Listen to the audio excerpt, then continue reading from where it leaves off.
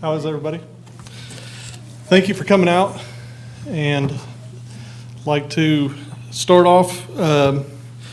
We are here tonight. We're going to lay out some facts, and we're not advocating for or against the proposal in the election. But we have several presentations to talk about hospitals around the state and the situation here, and hopefully provide a lot of good information, as well as give you guys the opportunity to answer or to ask some questions at the end. And with that, I'd like to welcome Patty Davis. She's with the Oklahoma Hospital Association, and she's going to give a presentation on the plight of rural hospitals here in Oklahoma. Thank you.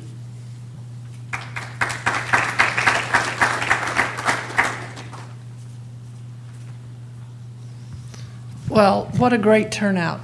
Obviously, this is an issue that you all care about, or you wouldn't be here. So congrats to you. I am the president of the Oklahoma Hospital Association. We represent all the hospitals across Oklahoma. In my past life, I was a former rural hospital administrator in the hospital in which I was born in Oklahoma.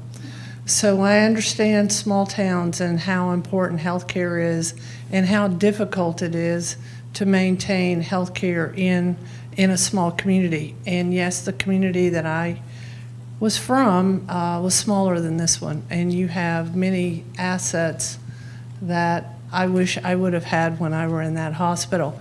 So I'm going to ask that you show my next slide. I'm just going to frame up some statistics here just to try to set the context of what we're talking about. Difficulty in rural America for rural hospitals is a very real thing. Literally 59% of the decline in available hospitals have been in rural America from 2015 to 2019. So you can see we don't lose a lot of urban hospitals, but proportionally we lose a lot of rural hospitals. Next slide. Oh, clicker. So literally looking at this slide, I think it's interesting because your hospital is a not-for-profit trust. You look at this, that when we look in 2019, there are 620 hospitals positioned like you are, meaning they're owned by a local governmental entity. But you also see that 47% of the hospitals have 25 or fewer beds. And I think what's happened over time in America is hospitals were built with a lot more beds, but as care transitioned more toward outpatient, hospital stays shrunk, and the need to have inpatient beds has also declined. Next slide. I just throw this slide up here because we hear statistics all the time about Oklahoma's poor health ranking, and that we're either 47th or 48th. I just put this up here as a context because we do have rural health challenges, we have urban health challenges, but you look at this, and I put up access. 72 of 77 counties in Oklahoma are designated by the federal government as health professional shortage areas, meaning difficulty recruiting healthcare professionals, doctors, and such. Noble County is one of those, but it's not alone. There are 71 others. You see that we have issues in Oklahoma with poverty. You see our leading causes of death are no surprise, cardiovascular disease, cancers, lung disease, and diabetes. But next slide. This is what Noble County looks like. And actually, if you compare yourself to other counties, you've got a lot of positive things going on here for you. You see that your poverty rate is not as high as the rest of Oklahoma. Your uninsured rate is lower. The thing that I think you need to pay attention to is the age groups. In many rural communities like this, the age group is going to be greater than 65. You've got a good mix in there of workers that are in that group. And you also see that you're better than the state average on high school dropouts. So these are good statistics for a rural county. something that you should take pride in because that doesn't happen easily or overnight. Next slide. This is the health professional shortage area map that I mentioned a moment ago about designation of difficulty in getting physicians and other healthcare professionals. This is done by the Oklahoma State Health Department, and it's a federal requirement that all states participate in this. Next slide. So a lot of the information I'm going to be presenting to you are information that I've gleaned from other sources because in Oklahoma, rural health has been studied a lot. And there's a group that puts out an annual report called Navigant. They've now been bought by another company called Guidehouse.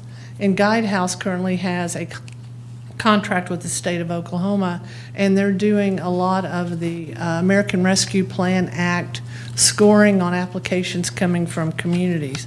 And what they've stated is true for every rural community in Oklahoma. When we say payer mix degradation, that basically means if you live in a community where you don't have a sustainable manufacturing like you have here or other large employers, what happens are people leave the area for other jobs, and that typically leaves older and sicker patients in the community.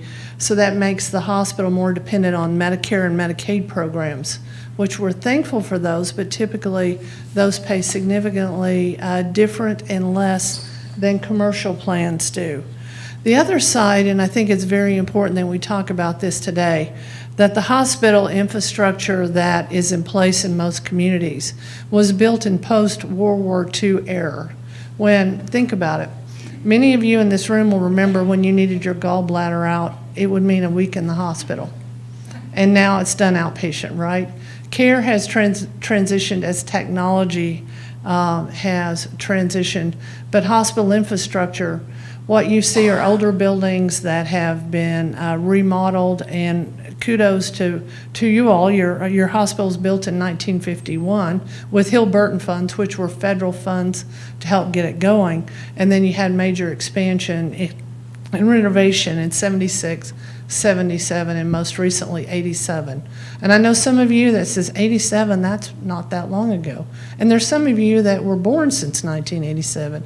I'm going to tell you, healthcare has changed significantly since 87 in terms of how it's delivered. It's just more things have moved outpatient, and every time I'm an outpatient, I go, I wish I was an inpatient, but that's just the way it is. The care has gotten technologically more complex and with higher tech equipment, higher tech diagnoses.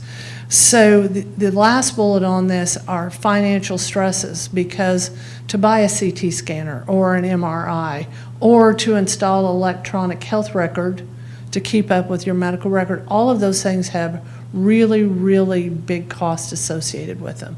So these are all stressors, and even though you've got a lot of really good things going on, you're not alone that this has stressed your hospital, and Courtney and Stephen can certainly talk to you about that.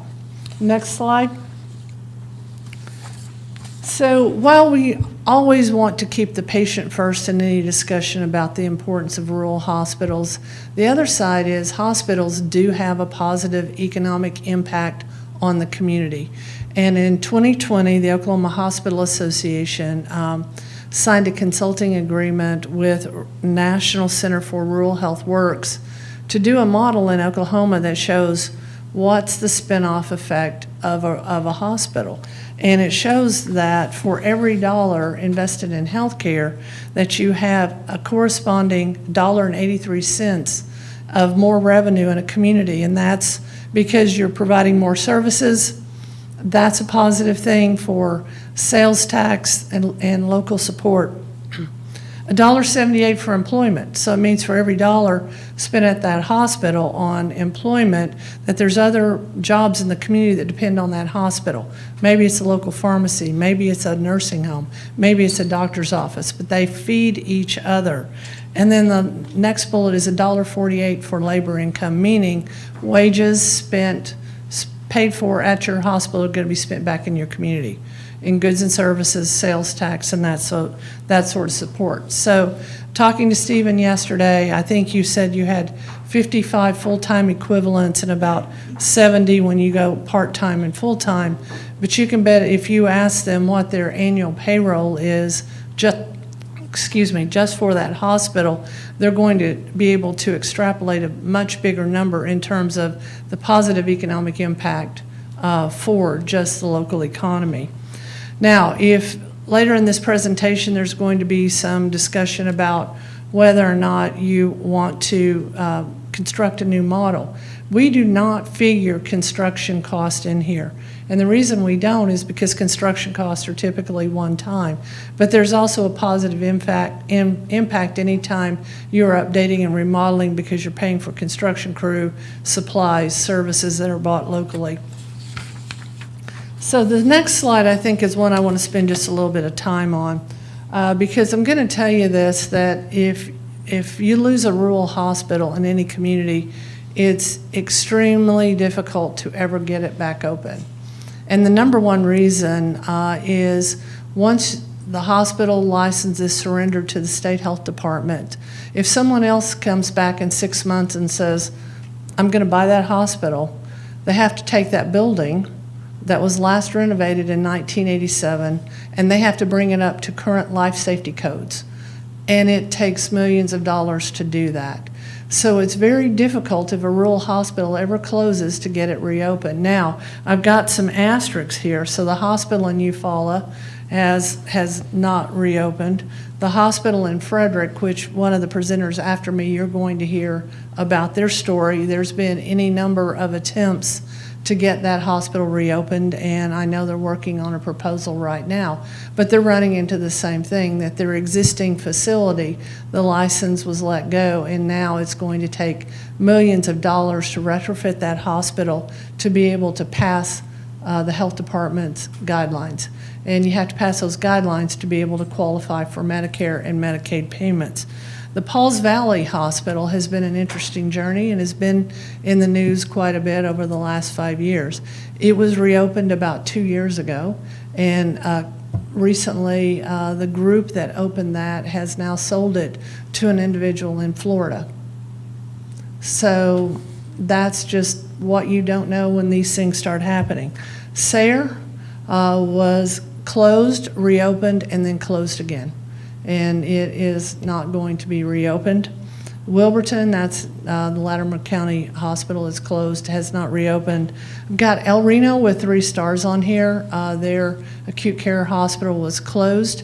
They entered into an arrangement with St. Anthony Hospital, and St. Anthony Hospital built a emergency room in their community with observation beds to provide care in El Reno. Now, you guys have all been in El Reno. It's a major feeder, just like you've got I-35 out here.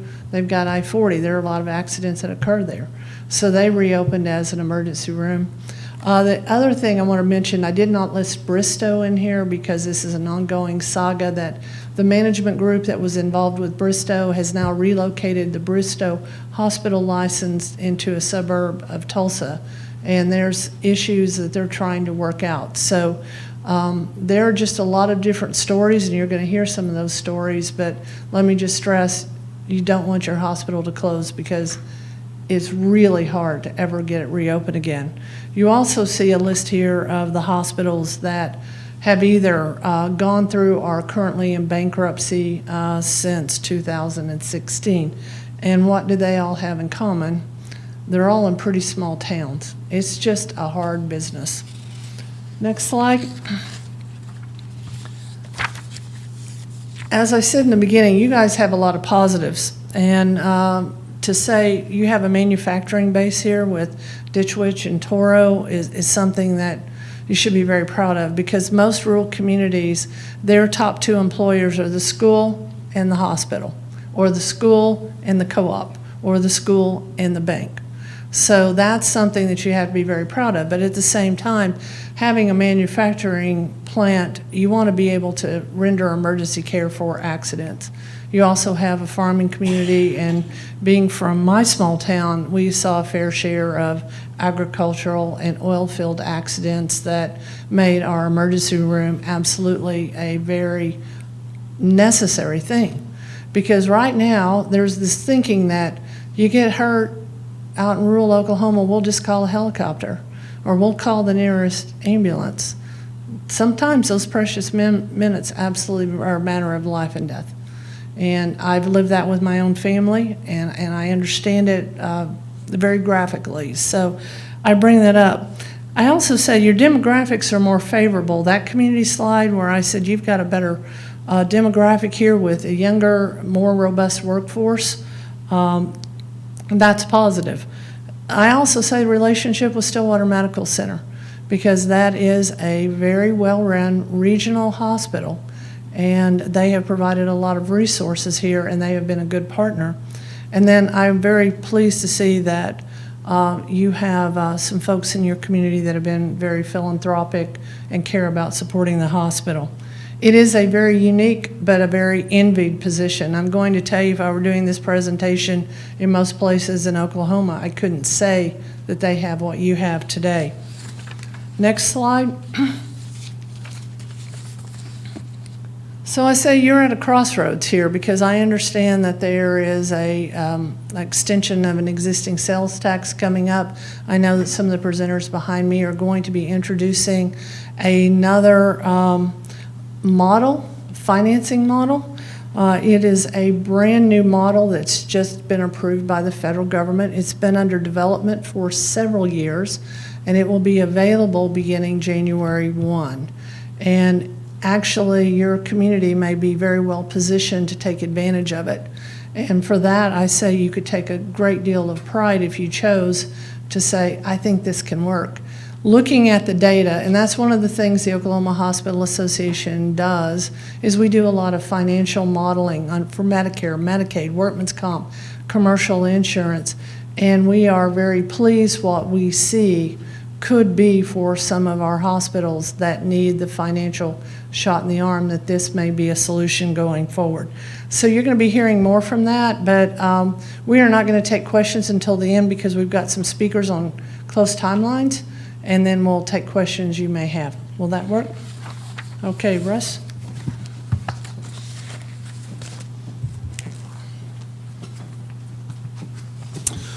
Hey, thank you. We do appreciate you coming up tonight. Guys, I introduced myself. For those that don't know, I'm Russ Meacham. I serve as the CFO here at the city of Perry.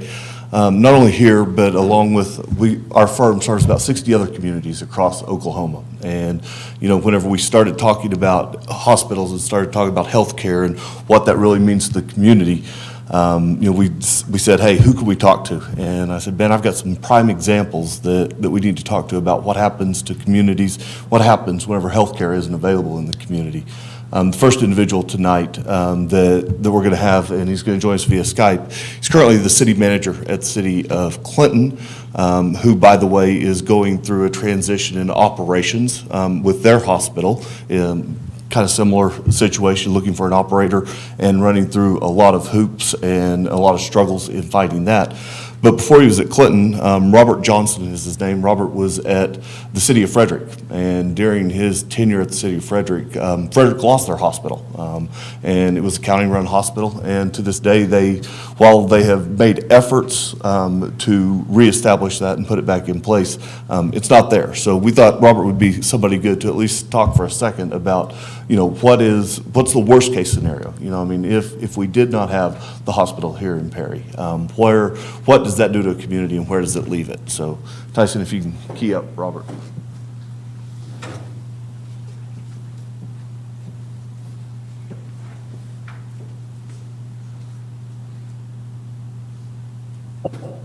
Okay, you all ready to hear a sad story? Well, okay, let me give you my personal perspective on healthcare in the municipal arena. I went briskly through about 30 years of city management career, and had almost nothing to do with healthcare. 11 years ago, I started picking up on some friends and asking some questions. Frederick had a unique hospital, it was originally county hospital, and then joint owned county and city, which adds a layer of complexity that maybe nobody wanted to eliminate anyway. We wanted to know, see some trends, some things going on, much of it Patty Davis, like one of you just said, rings unfortunately true about some of the other hospitals. Our situation is a little bit different, like I said, a little bit complicated, and I'm not blaming anybody, just the fact you have down in the county commissioners, you have city council, and other people trying to do the right thing in a complicated service business. Ultimately, it came down to a situation where it just kind of continued to deteriorate. The one doctor who had most of the patients was diagnosed with breast cancer, and this is not good for a year, which is but that is the short story is, Well, we'll see what we can do on cleaning up the audio. Sorry, I'll give you the highlights of what Robert was talking about. You know, while they were there in Frederick, you know, the matter of fact, it was a county-run hospital. They were trying to get funding from all sources and bring everybody together, you know, to make this happen. It wasn't just an concerted effort from one community. But the long-term effect is, you know, the industries in the area started feeling the hurt. You know, the Frederick, if you guys don't know, situated a little bit like Perry in that they have Lawton to the east and they have Altus to the west. You know, both about 45 minutes. And so, you know, it turned into being, you know, a place for them to go and you know, something for them to do. Here, we have Stillwater to the south, we have Enid, you know, to the north and to the west a little bit. So, you know, overall, though, the problem arises that there's always healthcare options and there's always places to go. And what we have to focus on, and what Robert was going to talk about, was we have to focus on making sure that we do have that immediate care for the citizens. And once you make sure that that part's covered, then you do the best with what you can have on the other piece. You know, we don't always get what we want, but at the end of the day, you know, whenever you have to shut down a hospital, that's the sad part, and that's the part that you really don't want to deal with. I was going to jump on to our next guy, but that's not necessarily going to work without the technical piece. The second person that I had invited to speak tonight was Michael Nichols. Michael Nichols is from Sealing. If you'll notice that both of these hospitals were actually on the list, and I promised Patty she didn't even know who I was inviting tonight to talk. But both of these were on the list of hospitals that are an issue and have problems. Michael is currently at Sealing. They are working with a bankrupt situation.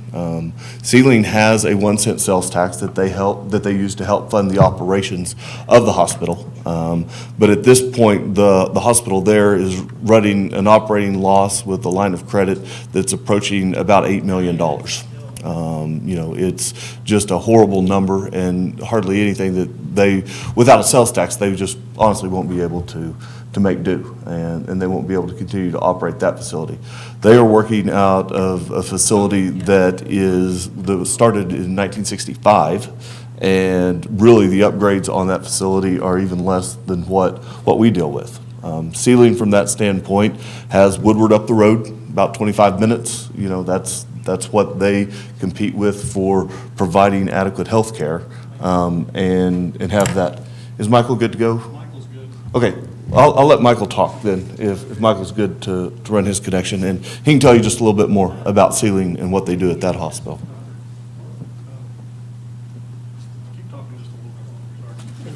Well, keep talking just a little longer. Those of you that haven't been to a council meeting know that is one thing that I could probably do for just a little bit, is talk just a little bit longer.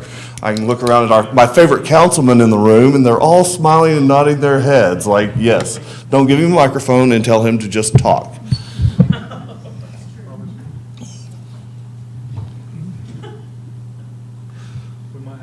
We might have Robert back. Hey, guys, it is the 21st century. Technology is great, but only when it works, okay? Whenever it doesn't work, we're just cussing it and making it work. okay. Robert is back. Let's give Robert a shot and see if He can talk. If not, don't worry, I don't mind talking. Are you ready for me? Okay.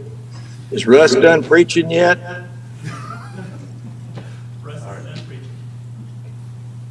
Okay, well, let me, I didn't hear much of Russ's comments, but most everything Patty Davis said, I was too familiar with for comfort, but she told you some good information, and it's consistent with my experience in rural healthcare. Russ was probably in the ballpark too, but I just didn't hear him. But anyway, I've been in this business for more than 40 years. About the first 30, I had nothing to do with healthcare, even though I had hospitals around me. But then about 10, 11 years ago, I began picking up on some friends and talk to some people, learn some things, and actually had the opportunity to talk to some Oklahoma communities that were contemplating having an election to get sales tax to support their health care. And I know of one that's a big success down at Purcell, and some others that made other decisions that didn't work out for them. But I think the long and short of it is, if you don't hear or believe anything else I'll tell you, you do not want your hospital to close. There are communities in our great state that never had a hospital and maybe never will have a hospital, but those who've had a hospital and have lost it, it is not a good thing on so many levels. Patty talked about the economic impact, the loss of jobs. I'm aware that Perry is a public power community, probably provides electric service, water service to the healthcare facility.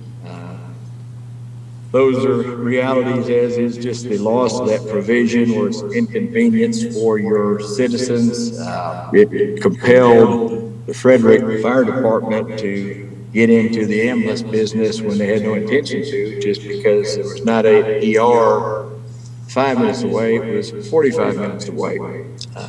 We had several older and younger families relocate from the community, and what they told me, it was based upon the lack of having a hospital. They had a family health situation or something that propelled them to go somewhere else where there was a hospital. Other than that, they were happy where they're at. So there's those kind of implications. And maybe, and Patty touched on this, and I'll just kind of reiterate that I did not know, but now I do, and don't want to ever have to endure it again, is should your hospital close, you have exactly 30 days to get it reopened, or you get into all that life safety code and the fact you might have to spend millions of dollars. Many situations that happen in hospitals, structures no longer grandfathered in, and you may have to start over again, which is a big step for any community. So it's obviously I've seen it. I've been too close to it. The one at Frederick was unique, and it was a county hospital. Then the city of Frederick became a part owner, so it was a little bit cumbersome administratively. Blaming nobody. Commissioners did their best, city council, but it was just an extra layer of complexity that most hospitals in Oklahoma, public hospitals, do not deal with. But it was just a real. And I tell you, I happened to live 1 block from the Frederick Hospital. So I could look out my front window and see a dark building with no ER bays open, closed. And obviously that's not a image anybody wants in their mind, realizing that it could be any of us that need health care at any time for a variety of reasons, no matter what our age or circumstances is. And then something that maybe is a little bit less tangible in the loss of jobs, the loss of people that move away, the loss of utility revenue, and all those kind of things, is it just really kind of puts a negative mojo on the community. It's just like, I don't know what a comparable experience would be for any community. Perhaps we see this happen periodically. We're all in rural America, don't want to hear about it. You lose your post office, you lose your school. I've never been through that, have no firsthand knowledge of that, but I would offer that that's a unfortunate comparable situation. So healthcare, I have learned, is very much a business, a lot of implications. It's a whole lot more complicated than it might appear. It's not like it used to be. And you have providers that are free agents and move freely, but it's such a critical need in a community of any size, but particularly one that's become accustomed to dependent on one, to lose one when there is alternative means of financing or changing things around. I'd respectfully submit to the folks listening today that is something you want to turn around and go the other direction from. Whatever it almost without exception, whatever you need to do to keep that thing open in whatever form or fashion, services provided you need and desire in your community, I'd encourage you to expend great effort, including financial, to keep that thing open and do what needs to be done. So I'll stop there. If I has immediate questions or whatever, like I say, I haven't quite got over it yet, but it's one of those things you just never wouldn't wish it on your worst enemy. But it does happen for good reasons, bad reasons. Patty eliminated some of those.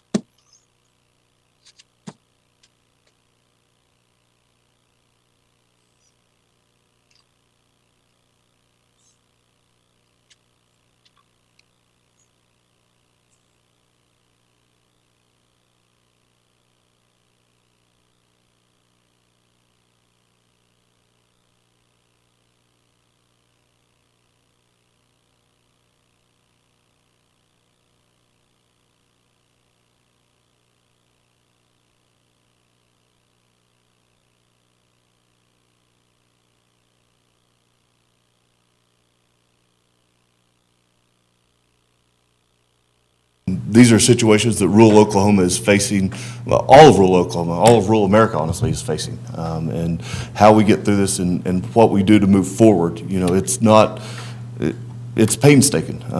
Decisions and options and meetings and talking about what we're going to do has always taken hours and hours in the back office, and things that you don't necessarily see and don't necessarily hear. But all of those have been weighed in the factor of what we're going to do. Is Michael available? All right. Next one is Michael Nichols. As I mentioned, he's trustee with the Sealing Hospital, and they have a third party, kind of like we do. They have a third party running their hospital for them. They might say that theirs isn't run as well as ours is at the point, but still, he'll talk a little bit about the problems that they have and the things that they've experienced from that standpoint. So, Michael.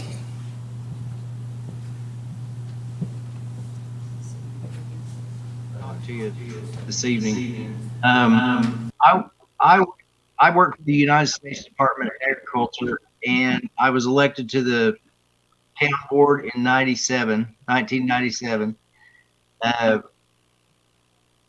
Our hospital closed. It was actually built in 1965, and I believe it closed in 69.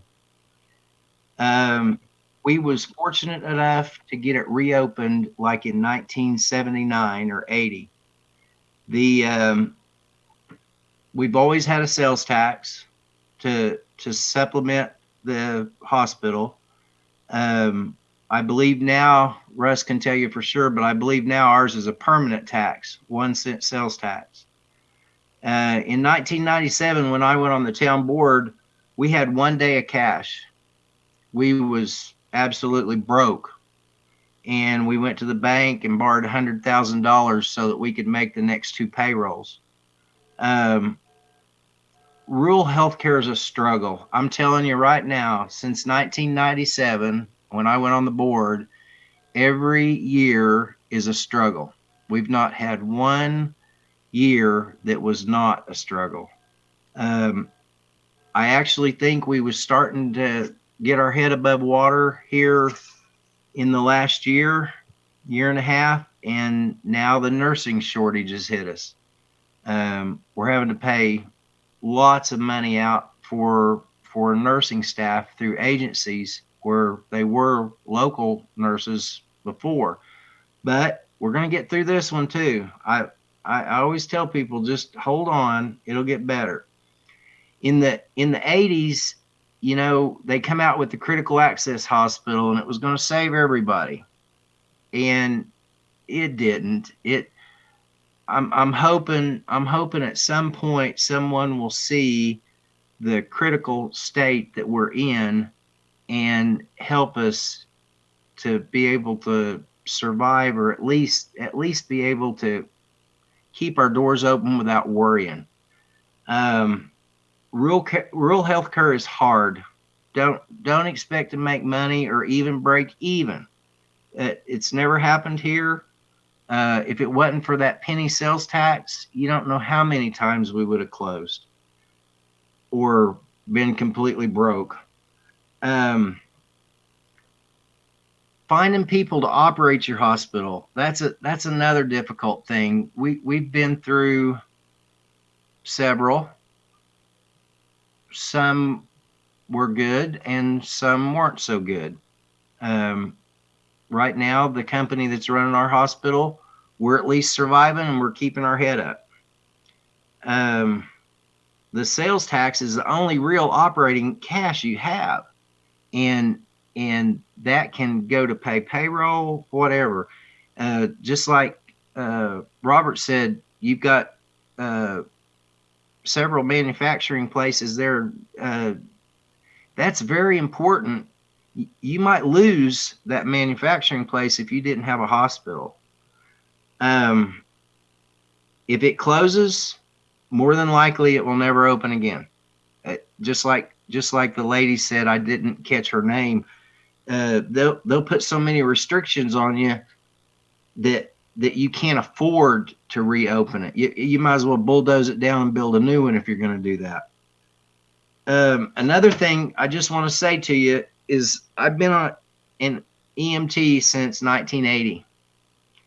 And when you do CPR on a patient for 45 minutes going down the road in the back of an ambulance, they don't stand much of a chance.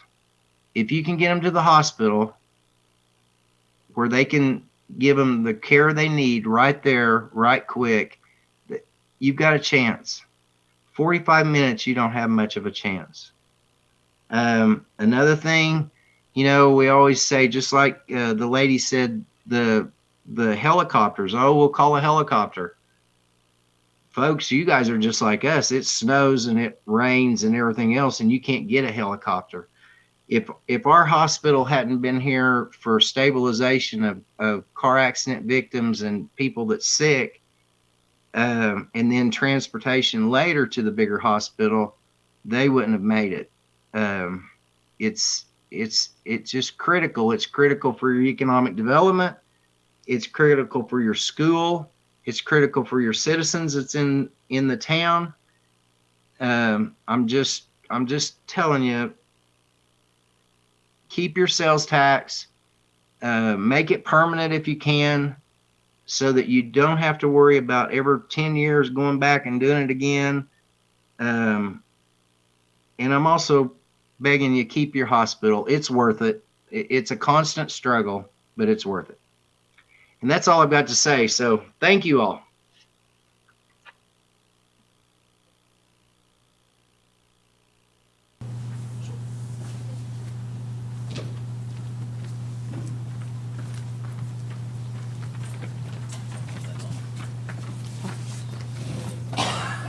Thank you. I would never figure it out. Okay, so for those that don't know me, my name's Courtney Kuskeski. I've worked at the Perry facility here since 2008, and just recently in April became president and CFO of the organization. So kind of give you an idea where we've been. Back in April of 2018, Stillwater Medical Center did enter into a operational agreement for the operations of the Perry facility. At that point in time, the facility was on pace to lose about $4.5 million that year. We have come a long way since then. We closed 2021 with just a loss of right over $277,000. So we've come quite a long way since then. A lot of that is the 1 cent sales tax that is in place now. Thank you to the community and citizens that voted that in. That does help tremendously in keeping healthcare local. With the extension of the 1 cent sales tax, what we're looking at doing, and you can see the architect's rendering, is, and as Patty mentioned, we do have an older facility that needs some infrastructure updates just to keep current and kind of what we call right size. We are licensed for 26 beds. We currently are running an average daily census for inpatient of less than 2. So just the cost in operating that 26-bed facility is a lot more than what we're proposing to go to 6 to 8 bed. Patty also mentioned that CMS has approved a new designation called Rural Emergency Hospital. And basically what that means is inpatient stays would go away. It does allow for observation beds, and our outpatient services that we currently offer the community would stay in place, as well as the ER. The only thing that would change is colonoscopies and stuff would go away. That would be the only change from what we currently operate at.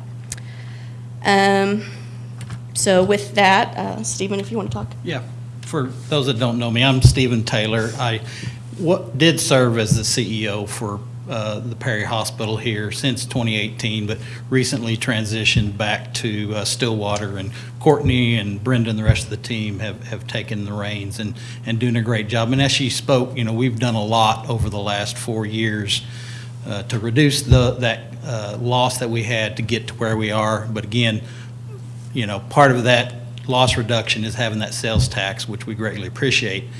And this new rural emergency hospital designation, is something that the federal government has come up with to try and keep emergency services local versus it being completely gone away. And with this new designation, there's some enhanced reimbursements in comparison to what we are now. And so that should allow us to get to a positive bottom line compared to what we're doing now, without having to have the sales tax, so that the sales tax would go towards renovating of the facility. While you guys have done a great job keeping the facility up and looking good, it's the infrastructure part, it's the bones of the building that there has not been a lot done to for over 20 years. And those things are at their end of life, and we need to make some changes. We had an engineering group come in and do a study, and our HVAC systems, our electrical systems, there's just lots of things that need to be upgraded. And that's a big part of what this remodel would entail, is making those improvements in those areas. The other good thing about the rural emergency hospital designation, this designation goes in effect in January. We convert at any point in time if the community were to grow and we see that there may be a need for inpatient beds, then we can convert back to a full hospital with inpatient beds. So we convert to rural emergency hospital, we will build 6 observation beds. Those are beds that we can keep a patient for about 24 hours on average. So if we were to convert eventually, those would come our inpatient beds. So that's a nice piece of that legislation, is that it does allow you, if the community were to grow, to be able to convert back if that's of benefit. I think that covers it. I think you're next, Russ. I think, thank you. Hi, my name is Bryce Kennedy. I've been the city attorney of Perry for 36 years. And in fact, that financing, the 1987 financing, the last time that the hospital was upgraded, I participated in that. And I've worked with a number of administrators out there, Judy Fuqua, Joe Durer. Over the years, I haven't been all that involved with the hospital back in the 80s and 90s because they were building up money and it was a struggle, but they were keeping it afloat. There was a point when they had $10 million in the bank, and the hospital board, but what a group of dedicated volunteers that gave all. They were some of your finest citizens. DOT major people from both banks, and major citizens, and they spent long and hard hours trying to keep the hospital afloat. And during that time, they cut through the nest egg. $10 million became 9, 8, 7, 6, 5, 4, 3, 2. As we got closer to 2018, things started looking really scary. And the fact that Perry may not have, be able to have a hospital. I think it was in 2015, the city started meeting with Stillwater and just looking, is there an opportunity? Would there be somebody that's interested? And prior to the time that the hospital closed, and I'm telling you, on April 1st, 2018, the hospital should have closed. I mean, that's what should have happened. They were completely out of money, and there was no way to continue to operate it. And at that point, I drafted an agreement together with Karen Rieger, who's a major lawyer in Oklahoma City from one of the big tower firms. And Stillwater, we negotiated agreement. And Stillwater agreed to carry the nut. And by that, I mean, we were, the folks in Perry, the Perry Hospital, was having to pay the profit and loss, the loss on that. That's how they cut through $10 million. And, and that's coming from, everybody here. And they lost it right down. They had nothing. And Stillwater stepped in and agreed, we will pay that. We will cover that. Now, one of the problems with Perry Hospital is that it's not a critical access hospital. It's an acute care hospital, and the other hospitals are too close to Perry. We can't be designated a critical access. Well, what's good about being critical access? Well, you get paid different. You get paid based on costs, okay? And if you can recover your costs, then you can keep it open. You don't have to keep subsidizing. Right now, during this time, it's been acute care. And so there's been subsidy, and Stillwater has had to pay that subsidy. The good thing with the rural emergency hospital is payments are made a lot more like critical access. They're paid they're even better than that, and it's paid on cost or better than cost. So you've got a better chance of being able to keep it open because you can actually bill to the federal government and the pays. You can bill to them what your costs are. And so, to me, they were a lifesaver. Now, if people say, well, I don't like Stillwater, I mean, they're not all that good. Well, the only chance that you're ever going to have a St. Anthony's or a Mercy or anything in this community, the only chance, and this isn't putting down Stillwater, I'm just telling you the truth, is that we have to go with the only option that we have. And if you don't think that we haven't looked at options, I mean, the hospital board, this group of really good volunteer citizens, searched and searched and searched for options. And there weren't any options. And we have continued that search, whether there's anyone else that's willing to step in and cover the P&L, the issue, cover the nut. And the answer is there is not. But we have a group that will. And the reason I say if you like those other hospitals better, and you may get serviced at those other hospitals. But the only way that it could ever be any kind of different provider there is that right now it has to be Stillwater. And so I, for one, say thank you. And we at the city are certainly not looking at anyone else. But, in any kind of contract, it's all about, there's a term in there. And Stillwater looks at us and says, we're only willing to go this long. And we look at Stillwater and say, well, we'd like you to go longer, if you would, because we don't want to get back into paying that nut. So right now we have a tentative agreement. And it's not signed because the point is that we've got to get a few of these things passed. If in fact they get passed. But we do have an agreement, and I just learned today that it's gone down to Karen Rieger again, and she's made some changes. But essentially, the deal is going to be is that about half of that hospital out there facility we're going to have to upgrade, because as you saw, the last real upgrades are in 1987. That's 13, 20, 30, 35 years ago. I think that's right. 35 years ago, and as you know, systems go down in 35 years. And we're not looking to next year, we're looking for the next 30 years. I mean, what can we do in the next 30 years? Let's keep the hospital there. So only one half of it will be remodeled. The other half, we've got to find a tenant or a partner or someone. We had a deal that looked like it might work. And then Pawnee secured a $3.2 million EDA grant and is building a hospital out there, which kind of took, our ability to do what we could do. We have another party right now that is interested in that property. It may be difficult to give that to them now because of the way the hospital is operating. They kind of need the whole hospital during this remodel, but we do have options. But so it's not a perfect world. If we don't have somebody for over at that half, that's on the city. Now we got to cover a nut, if we don't have someone there. But we're looking for someone there. So how long would this last? Well, and how would the remodel take place? Well, if the sales tax passed, instead of using that money to pay to them as a subsidy, we can use it to pay on a building that we own that needs to be retrofitted. Wasn't that a better idea?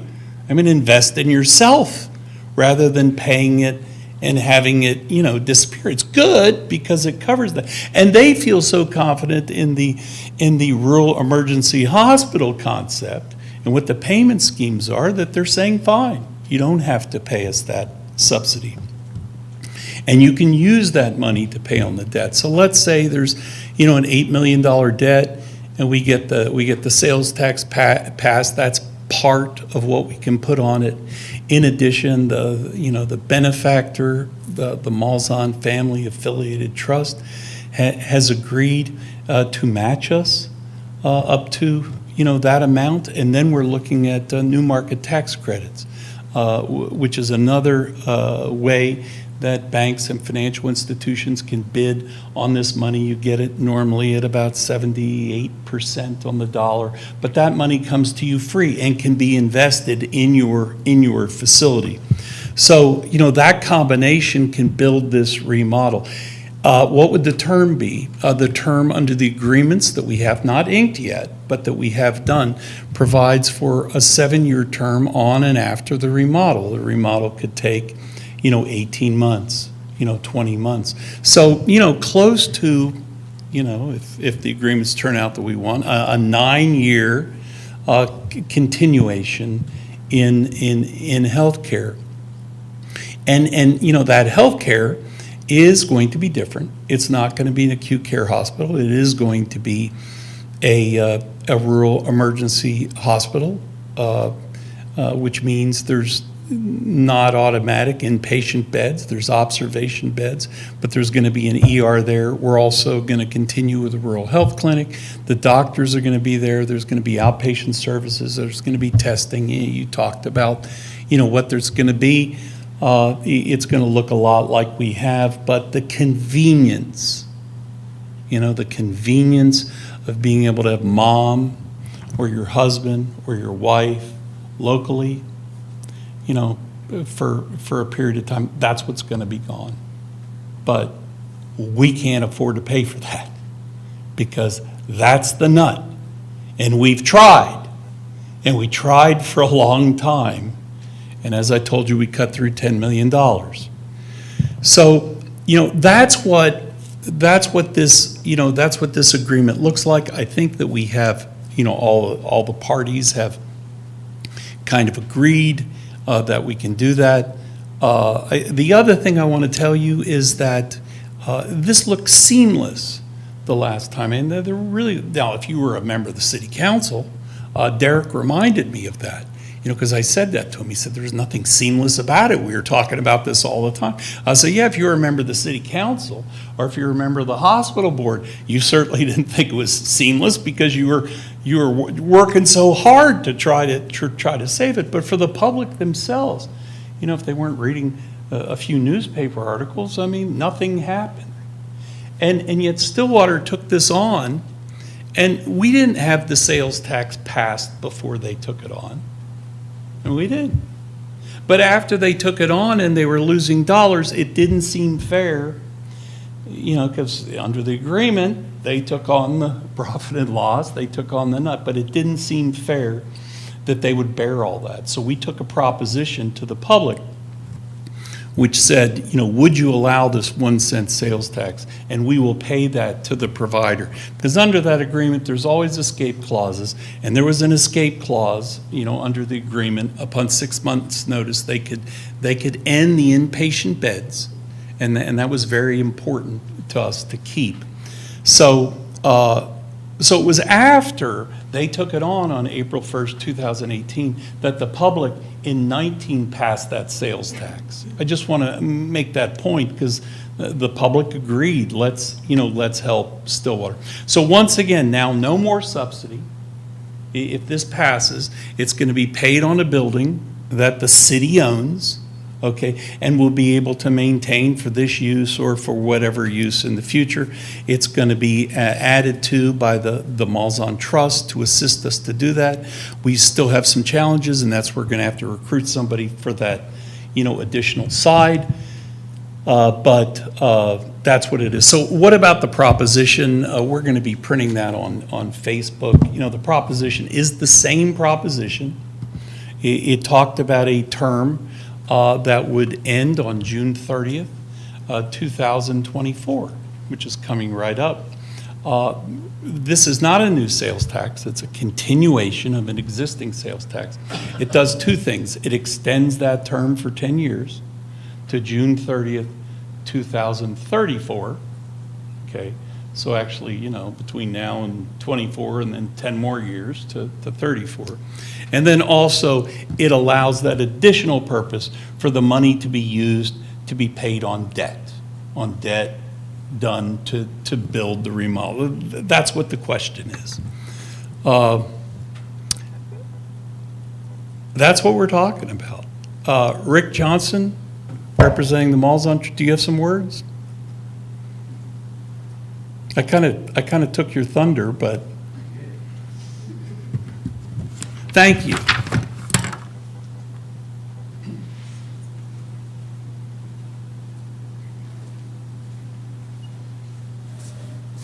I don't know that I can add a lot to what's already been said, and I can tell you that I know absolutely nothing about running a hospital.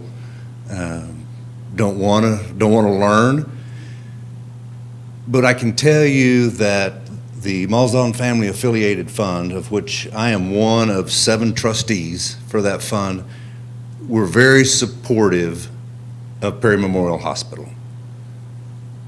We were gifted a tremendous opportunity by Ed and Mary Malzahn via the foundation. We can do a lot of wonderful things in Perry, Oklahoma with the gift that Ed and Mary left us. The problem I have is I don't know that we can do enough positive to overcome the negative that would be losing the hospital. Now, when we started this conversation, my perfect world was 6 to 8 bed hospital, acute care, continue doing what we're doing.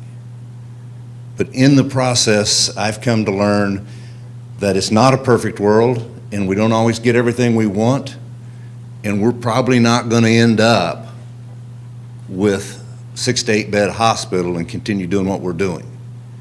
To do that, we're going to add to that sales tax number. I don't think Perry wants to be at 12% sales tax in order to have a hospital. So the next best thing, I felt like we have to keep the emergency room. It's a little bit of a domino effect in my mind that it's the sales tax, it's maintaining an urgent care facility, an emergency room. I don't know what decisions would be made at Ditch Witch if there was not an emergency room. Unfortunately, they use that emergency room from time to time. I don't think they want to go 30 minutes to Stillwater to get there. If you take that domino effect and look at it, what's this community look like without Ditch Witch? none of us want to go there. So I think it's important that we maintain health care in Perry, Oklahoma. The Malzahn family and the affiliated fund are extremely supportive. We'll do what we can to be a part of it. We're looking at the new market tax credits. We're looking at NOTA grants, some support from the USDA. There's a lot of things out there that we're trying to do to be creative. At the end of the day, we'll be creative and we'll find a way to do this with the support of the Malzahn Family Affiliated Fund. The other thing I would encourage you tonight, the purpose of this is we know there are a lot of questions in the community. We know the rumor mill is working at its finest. We're here tonight, ask the questions. Don't leave here without asking your question. If we can't answer it, we'll go find an answer and get back to you. But I would encourage you tonight, while we're here, I'm going to get out of the way and put Derek on the hot spot here to ask the questions, get your answers as we're here tonight. Derek? Thank you, Rick. This time, if anybody has questions, I'd like to, orderly if we could, but any concerns or questions, if you guys would like to ask them. Do we want them to come up, ask at the mic, at the table? Okay. Is there any questions? Anybody? Mr. Payne? Do I need to come up there? No, you can just from the table. From here. Okay, I have a question that may be shared by some others, and that is, when this happens and we tour the new remodeled facility, what would we expect to see that is different from what we see today? I see here that half of it would be remodeled. So, yeah, what does this remodel look like? Well, I'll do the best I can on what we think it will look like and what we're kind of proposing. And so the emergency room where it is today would stay, and the ambulance, we'd do some remodeling, but in its current configuration would stay to a large extent. And so where now the main entrance to the hospital is kind of on the north end, it would shift down to where people come into the emergency room now, and that would be the main entrance for all of your outpatient services and everything associated with the hospital. So you'd walk in and you'd come into one open kind of waiting registration, check-in area, and where our current surgery area is where we're going to put the 6 observation beds so that they're in close proximity to the ER, so that, from a staffing perspective and just efficiencies, that works out well. And so you got that central kind of waiting for everything, and then our physical therapy stays where it's at, our radiology stays where it's at, our laboratory stays where it's at. And so it's all where now you kind of have 2 different directions that you go. It'll be more centrally located, and everything will feed off of that one central core area to go to whatever service that you might need. The clinics will stay in the building that they're in. They won't be, shifted into the hospital. They will stay where they're at. So that's kind of, a big picture of what we're proposing that the inside, once you walk in, would look like. Is there an architectural plan supporting that vision? Yes, and not to a great extent.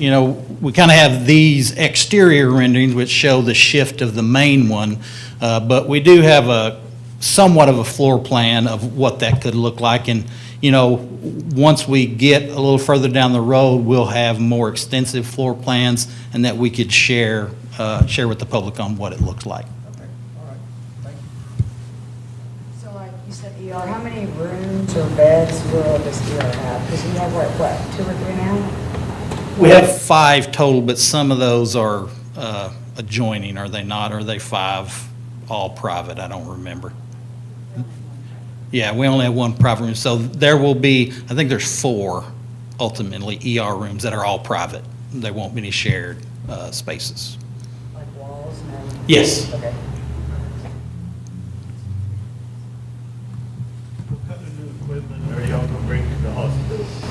Well, we need a new CT machine, need a new X-ray machine, and so those imaging modalities that we have in place, the one I would say that probably won't change is the mammography unit. I think a mammography unit is in good shape and not something we'd change, but the rest of the imaging equipment we would. We'd probably upgrade some laboratory equipment. And the biggest thing is the infrastructure piece that a lot of people don't see, is the HVAC systems on the roof that we continually go down on us, and we're having to bring in moving cools to keep the lab going because we don't have enough cooling with the equipment that's in there. And so for us, that's the big thing that we'll get, is those system upgrades so that we don't have those types of things happen to us. Okay. And I can be stupid sometimes, so just will qualify this. You state that remodel is estimated about $8 million plus an additional $2 million for equipment and furniture, or is that $2 million included in the $8 million? It's included in the $8 million. And so we're looking at this tax possibly generating $5.5 million over a 10-year lifespan with the addition of the Mulholland Fund providing some, and then the grants and stuff on top of that. So we're looking at possibly being able to meet those costs with what we're looking at generating. Okay, thank you.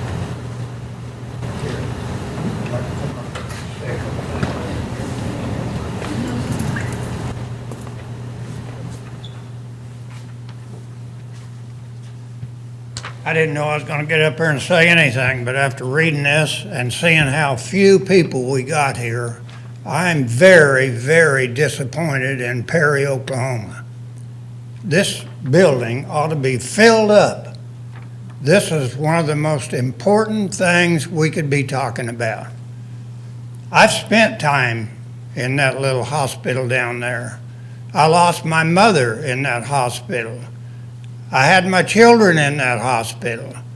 I can't think of anything in Perry, Oklahoma that's more important than that hospital. Where is our citizens? Why is this room not filled up? And I sit here and listen to this, and I'm so disappointed. There's nothing I see there that's going to make our medical system any better. It's got to be inside somewhere, and it probably is. But that's what we need to be focused on. We don't need that fancy stuff. I spent a lot of time down there in that hospital. I broke my neck and spent a couple of weeks in there. They took wonderful, wonderful care of me. The nurses were awesome. I couldn't ask for better staff in that hospital. And then I asked them, they took me for walks because I had to get my neck limbered up. All those rooms seemed to be empty. I said, why? Why is those rooms not full of people? We don't have the staff. We can't get the staff to have any more patients. $8 million ought to buy a lot of staff. So please leave here and tell every one of your neighbors, tell everybody you run onto, that this is one of the most important things Perry can be talking about. Get involved. Help us do the right thing. I would appreciate if you'd do that. Thank you, and I'm done rattling. Thank you.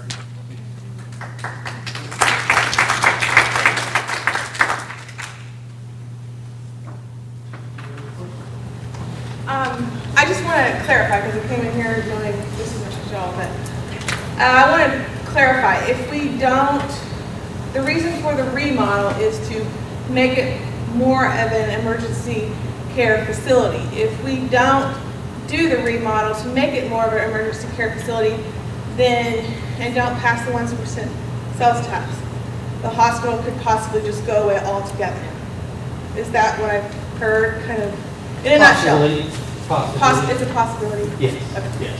we get different funding, correct? We get added funding. Yes, the funding is much different for the rural emergency hospital, and, you know, it's more efficient. And, you know, whether it's Stillwater Medical or Mercy or whoever, those infrastructure systems are gonna be the same. And they're gonna want, sorry, you're good. You know, those infrastructure systems, those other groups are gonna need those same systems replaced.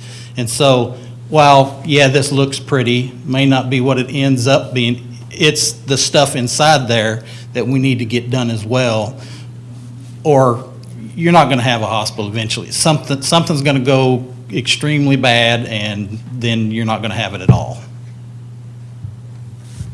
Okay, and on that note, if we pass this and y'all don't re-sign or do the contract again, my question is where all that money gonna go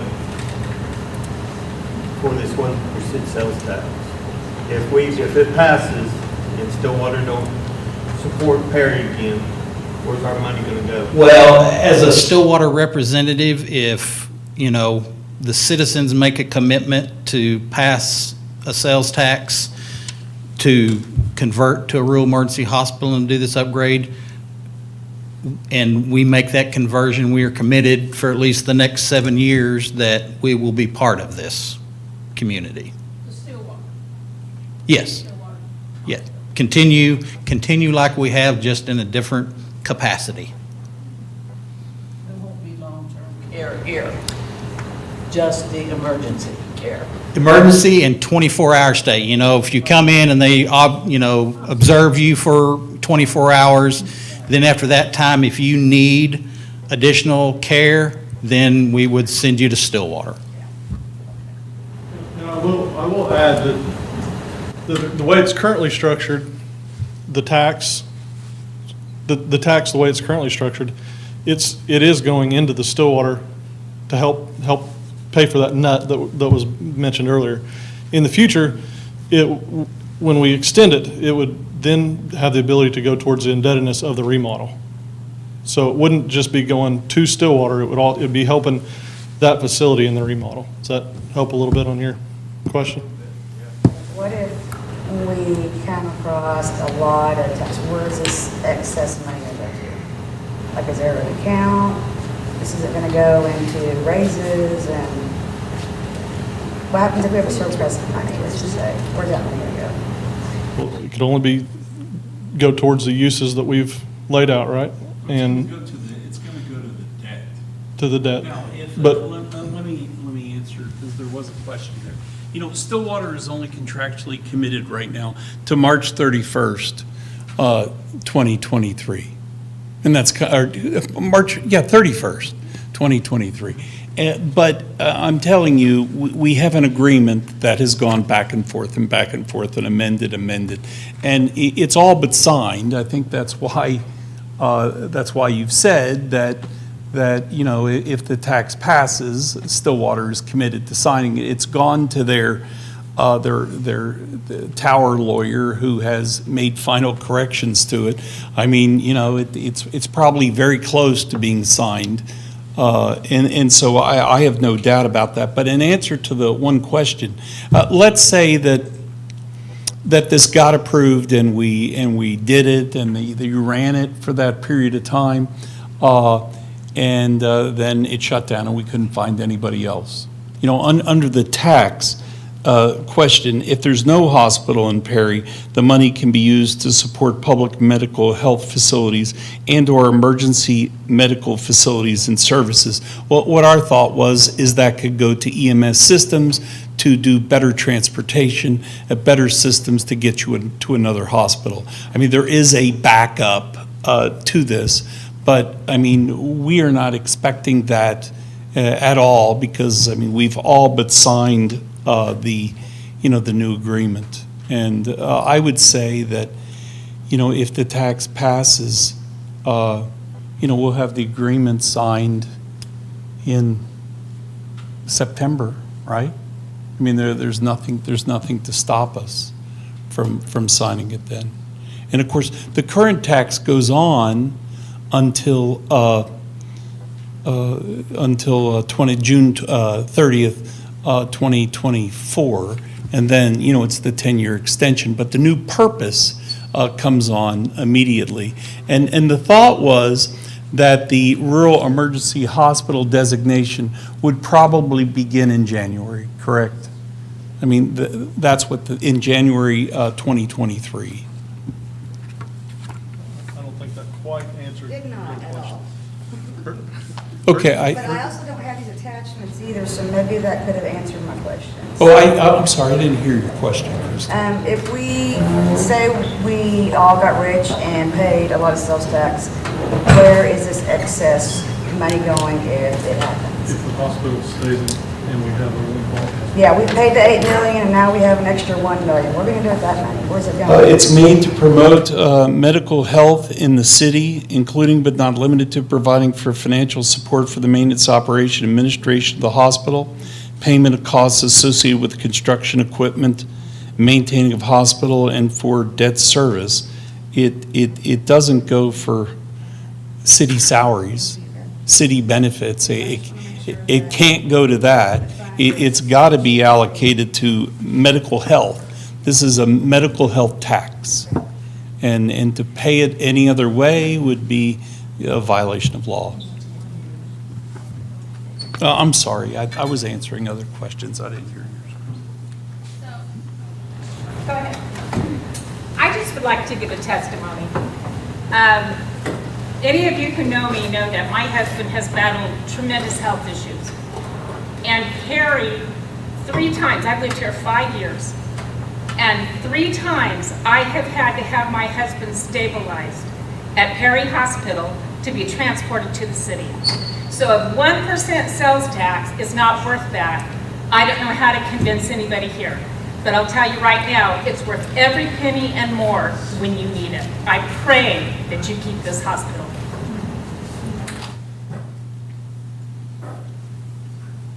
With the remodel and the restructure and going to a rural emergency hospital, and again, just bear with me, please. We currently employ 55 employees-ish. Will there be any loss of employees with this change?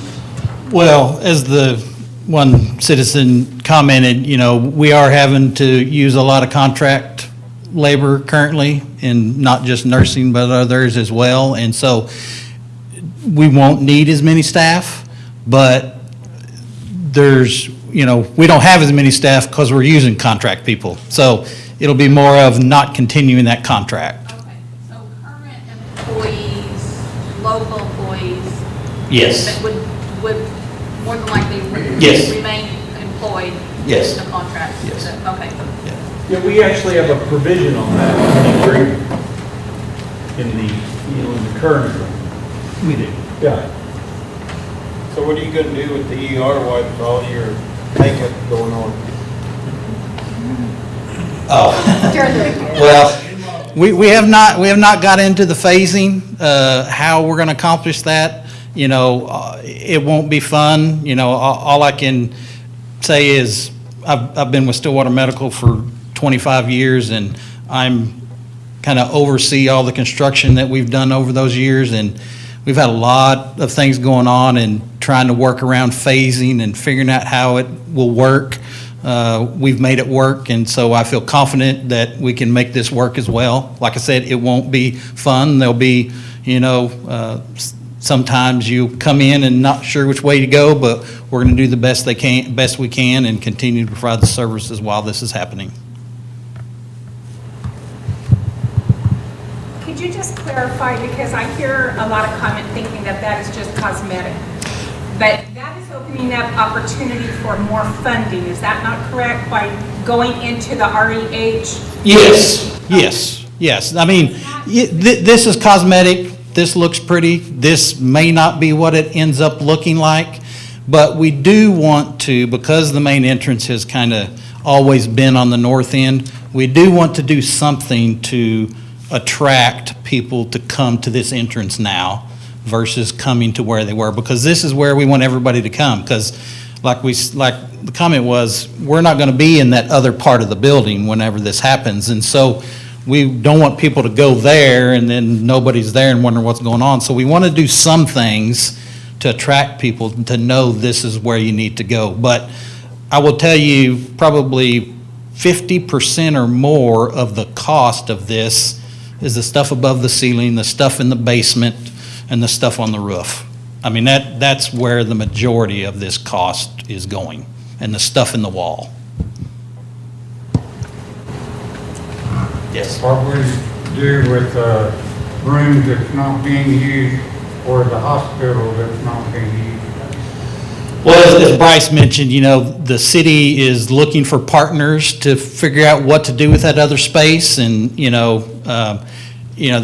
have a potential partner, but we can't really give up all of that space until we get this done. And so I know the city, and we'll work with them on, if a partner comes up, how can we make it work good for everybody? I hear say that on January 1st that the hospital would be a rural emergency hospital? Yes, that is our goal, to convert in January. That's when the new designation comes into effect. As Courtney mentioned, we still have a loss. We would have had a loss last year of over $700,000 if it wasn't for the sales tax. Well, we're no longer going to be getting that. And so we need to make some changes to start utilizing this advanced funding before it's all done. Now, we need to get this done on the inside so that we can be more efficient operationally and to get the infrastructure piece done. But yes, our plan is January 1 that we would convert. So when does all the construction start? Oh, if everything flows, I'm going to say the planning process, if we hit the ground running, 1st of September, that's at least 4 months to get the planning. Then you got to bid things out. And so I would say, we'd be fortunate to start in February, March of next year. And then I would say, 18 months. And I'm honestly being optimistic, because construction never takes this amount of time that you think it's going to, or that you plan for, because things happen and you can't get supplies, and, it just happens. But that's just, spitballing it.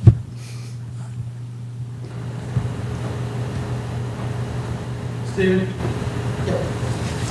Total different shift in question and direction here, but with that $8 million, would it be cheaper just to wipe it off clean and build a new facility that would match what we needed? No, we looked at that, and I would say a brand-new facility is probably going to be in the $10 to $15 million range, if I had to guess. Would the life expectancy be longer if we, and that way it would fit more of where we needed to go? Yeah.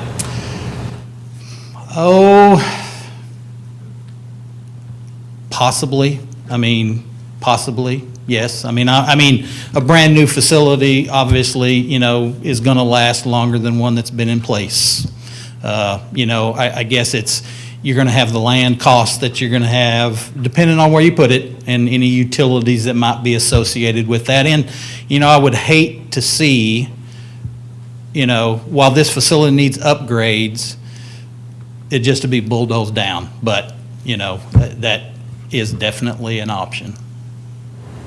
Second part, the collectibles, since you guys, in the write-offs, since you guys have taken over, have those been the same from the past, or are they trending up? I know we went through a pandemic, but as far as like ER charge-offs and those types of things, where are those running? Yeah, they run pretty steady, and over the last 3 or 4 or 5 years, between what we call charity cared for and bad debt, it's about $2.5 million between the two buckets. Now, it ebbs and flows between those two buckets, which one, we may get more charitable apps and we can write that bad debt off to charity instead of bad debt.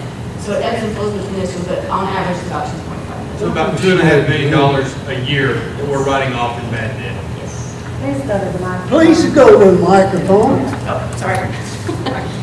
So what we have two buckets we call bad debt and charity care. Between those two buckets, we average about $2.5 million on write-offs every year between those two buckets. And that's been kind of steady. Yes.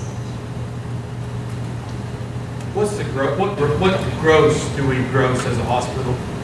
I'm just trying to figure out what percentage of our gross we're writing off. So gross revenue, Yep. it's probably about 14 million. So we're not quite 20%.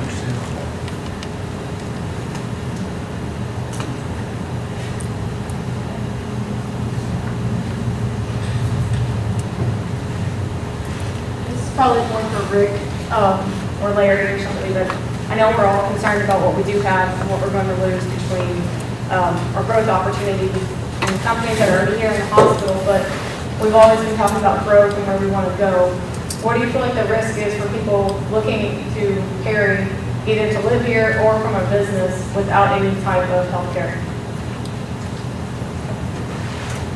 Rick, would you be able to talk to that? I don't know if I can talk to it intelligently. I would, my guess is, in one of the gentlemen that was the city manager spoke to it, that in Frederick, they actually saw families leave Frederick when the hospital shut down. So I think that would absolutely happen. I cannot imagine when my children were young, something happens in the middle of the night that I'm 30 minutes away.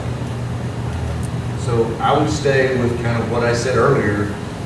I don't think we can do enough positive to overcome the negative that would be created just to the mentality of the citizens of the hospital.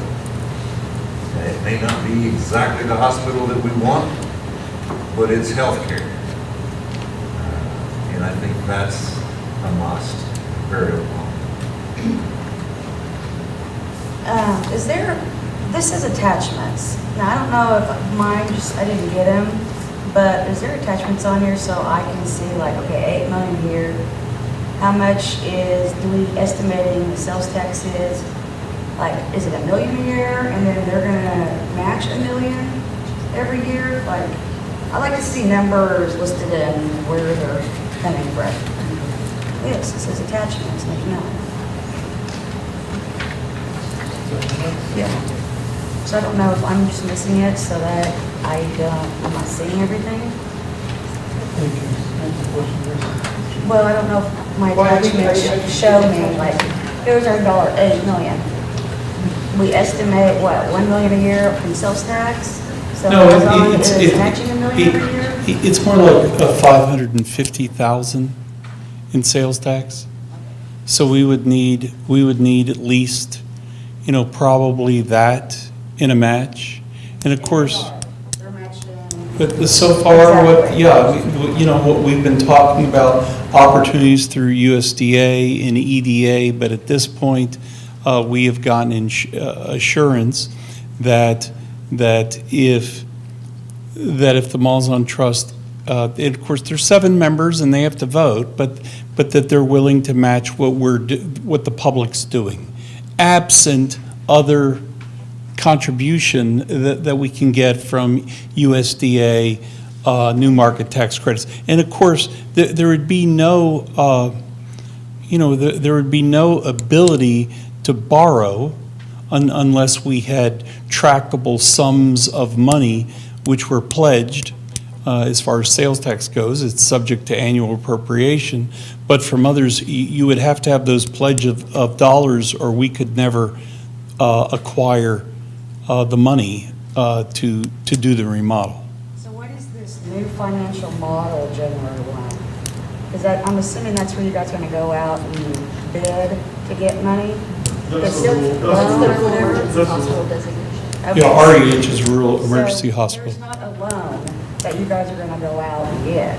Well, no, there probably is, unless. Is it going to be bid out, or is somebody getting this loan? Is there a bank that we know that's getting it already? No. Or are we going to bid that out? No, if we have a new market tax credit component, there are particular banks that can use that new market tax credits. In Blackwell, it was Bank First, although two other banks agreed to be contributor. That was Stride Bank and I forget there were two banks, I forget the other bank. They were junior partners. Bank First was the major partner. But, we of course would go to the local banks, and there have been discussions there, already. But if we get this new market tax credit, which we're hoping, because it's free money. I say that, and they go, well, it's not really free because it's coming from the government, but it's free to Perry, and that would be almost $1 million. If we can get that, great. But there's also a USDA, but in order to be on a timeline, which you asked, and that's what your timeline, acquiring that financing is going to be one of the goals we're going to need to do in the third and no later than the fourth quarter, or we're not really going to be able to get this project off the ground. Blackwell got a very similar project, sales tax plus public trust. It's not the Malzahn Trust, it's the Blackwell Public Trust, which is from the smelter money that came in and got invested. And so that's how that plus new market tax credits. The new market tax credit money up there right now is completely repaving 13th Street, which is the adjacent street next to the hospital, and some of the concrete approaches up and down 13th Street. That's a $2.1 million appropriation, so you can use it within the confines of the hospital. We're going to do ours right on the, I assume, right on the project. But theirs was like a $24 million issue after everything, but it was really an $18 million issue. Ours is much smaller than that. So this new market tax credit, is this new? Or is this No, it's something that the federal government puts out where banks are supposed to do things as they do in the local communities. It's an ability for them to purchase a credit which will come off their taxes. Okay, so they have to be the correct type of corporation or entity to use that. And they buy those at less than $1 per dollar value. And then that money, and there's fees and the like that comes from that, but that money comes right to the recipient as free money that can be applied to the project. The advantage to the bank is that it gets the full dollar value of those tax credits. The value to the Fed is that it gets local improvements. The value to us is we get a new hospital. And so is this the first time we use this? Well, since I've been here, we've never done new market tax credits. Yeah, this would be the first time. For more things, or can you only do it once? Oh, no, you can do it for more things. Right now, you have to find them. Yeah. Well, they're limited purpose. Well, they're limited purpose, but they're also limited in quantity. Right, yeah, you've got to find them. And there's no allocation right now. They're thinking there's going to be a greater allocation in the third quarter. That's one of the reasons that this has to get done, because they do get used up. Yeah.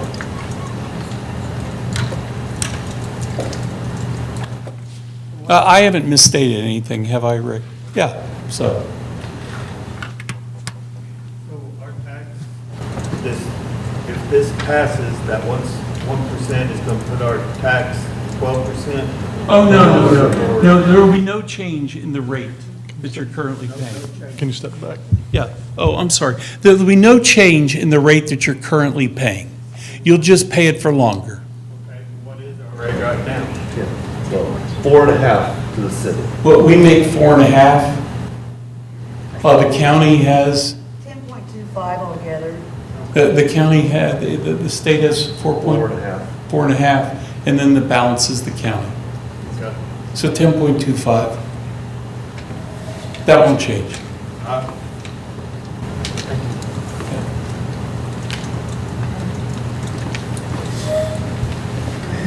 About 3 weeks ago or 4, I was reading Rotary Club with my granddaughter, and I couldn't talk. Everything I tried to say was not what I was trying to say. And at first we laughed about her, and then she turned around and said, do we need to go to the ER? And I shook my head no. But a second time she asked me and says, I'm going to call my mom. And it was beginning to make me realize that that was a symptom of a stroke. And I did have a minor stroke that day. But my mom began to wonder, you know, they say it's initial that you get to a hospital right away if you're having a stroke in order to survive. So those things begin to go through my mind, making me realize the importance, again, of the hospital. 4 times my husband was stabilized at Perry Memorial Hospital before he was transferred and notified to Oklahoma City. I believe, honestly, that his life was extended 10 years because of that. Because my kids had a 40th anniversary party for us because they didn't think their dad was going to live within the next year or 2. He lived to be within 9 months of our 50th. So that's how important I feel like the hospital is. And as a new council member, our CFO knows that if anything comes up, I'm going to ask where the money coming from, because I don't want to see our city get sunk into a debt that we cannot pay or that would hurt us. But I have listened and asked questions, and I am sold on what we are talking about today to continue the tax. Nobody's going to notice a bit of difference, and it's just, to me, one of the most important things that we can do for this community. I've watched the council for probably 50 years, my wife, writing about it on the other side, and now serving on the council, and I see the heart that goes into all the decisions that are made. And I want to say I commend the council that's there now. I commend the intelligence that they have that support me in my role. So I just want you to know, I feel like you can have confidence in what the city is trying to do in regard to the hospital.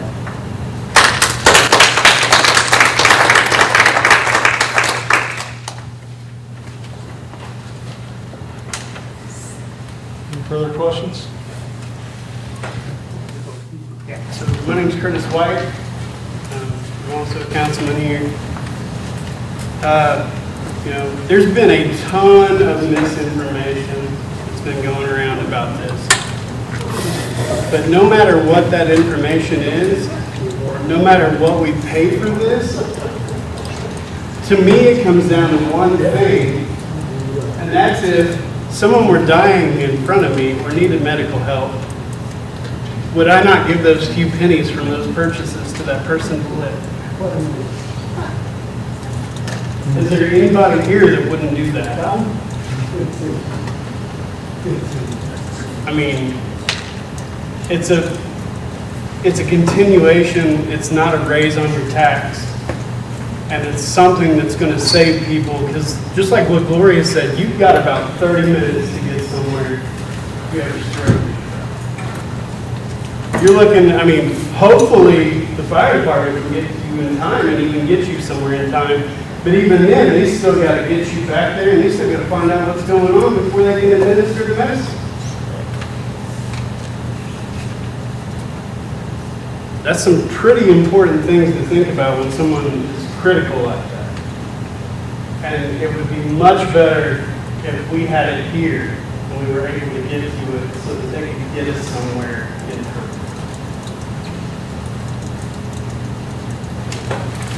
Evening. My name is Taylor Long, and I'm also a council member, and I live in Perry. I've lived here for 18 years. I've moved here from Fort Worth, Texas. And I can tell you, I would not have moved my family here if y'all did not have a way to take care of them. I have 2 15-year-olds that are going to be behind the wheel. I'm scared to death of that, but I'm also scared if something happens that I don't have a way to take care of them. My husband, he's a farmer and a rancher. I worry about that. I work at Ditchwitch and I worry about every employee that's out there. I also worry about us as citizens. How do we take care of everybody, whether you live here or you're driving down I-35? We want to take care of our community. We're worried about costs. We're worried about this 1% because of all the costs that we're taking with inflation and everything else. But we can't afford not to have a hospital.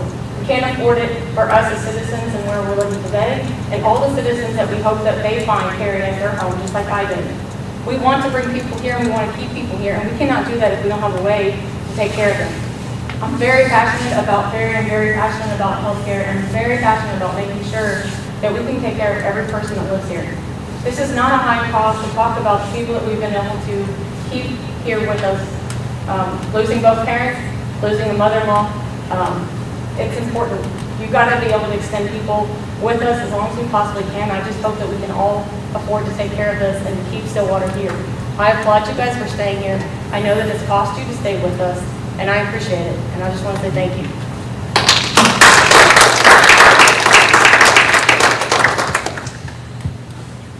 I do have a question.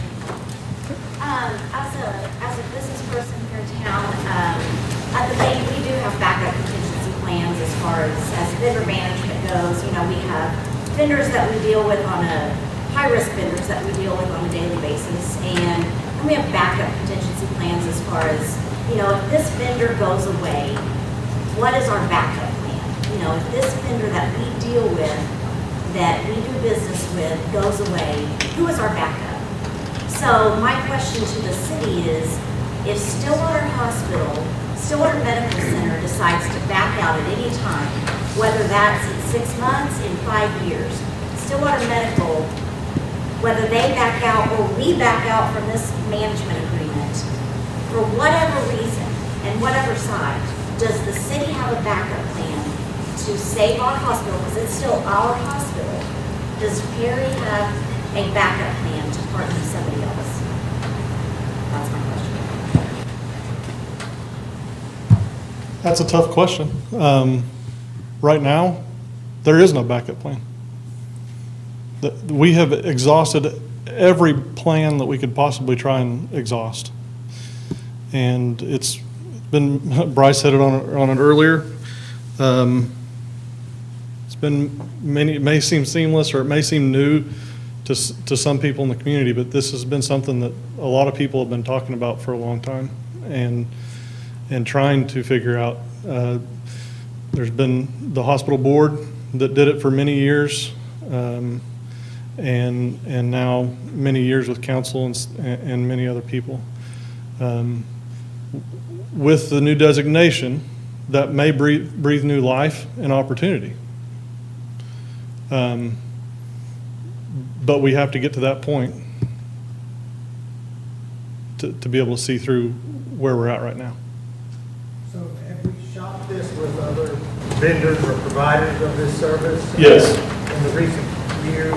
Yes, and not just the city. Other people have done that for us as well.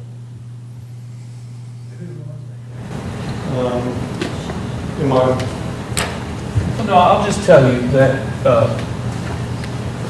this has been shopped with every potential hospital provider in the state, by and through the Perry Memorial Hospital Authority through April 1st, 2018, by and through Quorum, who was the manager at that point. And since that time, by calls that have been made by the city, calls that have been made by the director of the Oklahoma City Foundation, calls that have been made by people in this room who have some significance and some ability to talk to the very top of those hospital corporations. In addition, I will tell you that Russ can speak to some of the cities that he represents, cities that are larger, significantly larger than Perry, and those hospitals have shopped for partners without success. I will tell you that there is one hospital of some significance that showed that stated that they're not interested now because there are other hospitals in larger communities which have more promise, but in the future they perhaps could be interested in taking on the P&L, because that's really what you're asking them to do. Because the second part of your question is, what's your option? You know, what's your option? Well, the option is to have another $10 million. You know, have a giant pool of money, because money can solve things. You can bring plans in, and you can, so it's either, you know, a giant pool of money, or at this point, it's a hospital partner that's willing to take on the P&L. The city can't take on the P&L. I mean, we have enough expenses. I think the public has had enough of utility rates and want no additional sales taxes. I think that's probably evident right now. And so, you know, we have, and those are our only ability to raise money. I mean, it's sales tax and utility rates, because we get no property tax. So without money and without a willing community partner, or a hospital community partner, Stillwater is the only hope at this time. But like I said, if you like another hospital better, you know, you like St. Anthony's or OU or one of those places, great. The only chance that you ever have to have that partner in this community is by entering into this agreement right now with Stillwater, and then when the term is over, perhaps you know, ability to do that. Now, how are they bound? Well, they're bound by the agreement. Right now, it's March 31st, 2023. Under the new agreement, as I stated, it'll be 7 years after the end of the remodeling, which I think is said 6 months plus 18 months plus 7 years. During that time period, they are bound to provide services. There's remedy clauses and damage clauses and the like, and we are bound to allow them. So if there's a huge growth, and there is no provision in the agreement that provides for, like, let's say this is really successful, you know, I mean, should they start paying rent on it? And we discussed that. I, of course, wanted to get, you know, the best opportunity, but the risk is out there right now, and there is no current provision in the agreement right now to provide that. Now, I will tell you, in the agreement that we did in the other community, there was a $2 million nest egg that was put up as a part of the agreement. $1.3 million on the front end and $750,000 on the back end, guaranteed against their loss. And so, I mean, I've always said that the agreement in Perry has been much more advantageous for Perry than perhaps, you know, another agreement that I've negotiated. So, you know, right now we have no P&L. We have to put up no nest egg, but there is no other option at this time. And people that have a lot more credibility than me, that are in much higher positions, have tried. So. But I'm not at liberty to say who and where and what, because, I mean, I'm not at liberty to talk about other Oklahoma companies, but I can tell you that that's the truth. So if one or the other party ceases to be together, what happens to all the equipment and stuff inside? Do we keep that, or do Stillwater take that? No, we own it. Okay. Yeah, we own it. All personal property and all real property we own.